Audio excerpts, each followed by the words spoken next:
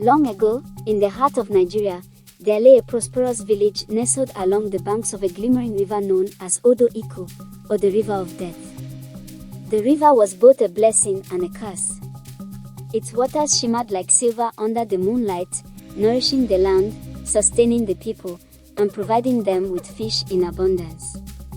Yet, beneath its beauty lay a dark secret. The villagers whispered tales of Omalara, the river maiden, an otherworldly being with hair that flowed like water lilies and eyes as piercing as the midday sun. Omalara was said to be both protector and punisher. To keep her favor, the villagers made a pact. Every 7 years, they would offer her a maiden, a chosen one adorned with beads, fine cloth, and the hopes of the village. She would stand at the riverbank, and when the river's waters rose to claim her, the pact would be fulfilled. In return, Omalara blessed the village with prosperity and protection. For generations, the ritual was upheld.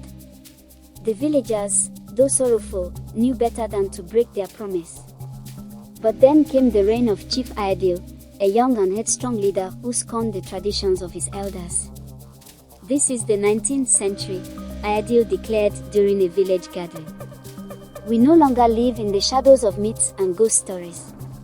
Omalara is nothing but a tale to frighten children. We will no longer sacrifice our daughters to the river. The villagers were divided. The elders protested vehemently, warning Ayadil of the river maiden's wrath. But the chief's arrogance was unshakable, and his influence swayed many of the younger villagers. That year, for the first time in living memory, the riverbank was empty on the night of the ritual. The night of the mist offering was unusually quiet. The crickets that usually chirped in the dense underbrush fell silent, and the villagers, uneasy, locked their doors. The river, which typically flowed calmly, began to churn and bubble, glowing faintly with an eerie, bluish light. As midnight struck, a powerful storm descended upon the village. Winds howled, trees swayed violently, and the earth trembled. Suddenly, the river rose, crashing over its banks and rushing toward the village with unnatural speed. The people ran from their homes in terror, but the waters moved as if guided by an unseen hand. In the midst of the chaos, Omalara emerged from the river. Her form was breathtakingly beautiful yet terrifying. Her hair, like flowing tendrils of water, glistened under the flashes of lightning. Her eyes, glowing like embers, scanned the panicked crowd with a mixture of rage and sorrow. Her voice echoed like thunder, cutting through the storm. "You dare defy me," she boomed, her voice both enchanting and deadly. "After all I have given you, this is how you repay me. Then you shall know what it means to cross the river maiden." With a wave of her hand, the floodwaters surged forward, swallowing homes, crops, and lives. Families clung to each other as the waves dragged them into the depths. Chief Ayadil, defiant until the end, stood on a hilltop, shouting curses at Omalara. She turned her gaze to him, and with a flick of her wrist, the ground beneath him crumbled. He tumbled into the river, his cries silenced as the waters claimed him. When dawn broke, the village was gone. In its place was an expanse of still water, silent and serene as if nothing had happened.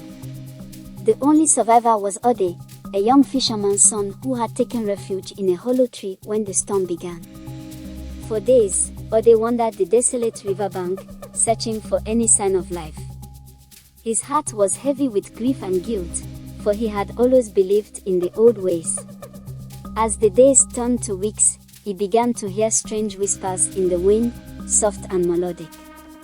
At night, his dreams were haunted by visions of Omalara, her sorrowful eyes boring into his soul. One fateful night, under a blood-red moon, Ode returned to the river. He knelt at the bank and called out, his voice trembling. "River maiden, hear me.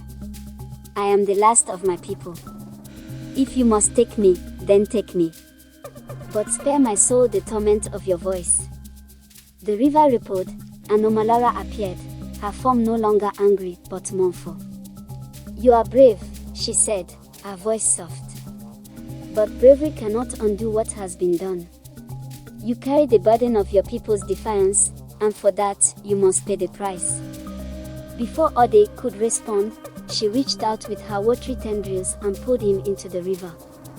He gasped, the icy water enveloping him, and then all was still. Ode was never seen again. To this day, villagers who pass near the river say they can hear the faint sounds of laughter and weeping carried by the wind.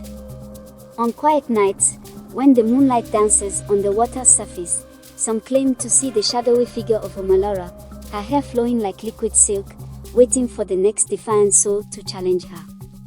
The elders tell this tale not just as a warning but as a reminder: the spirits of the land are not to be taken lightly, and the old ways exist for a reason. For the river remembers, and it never forgives.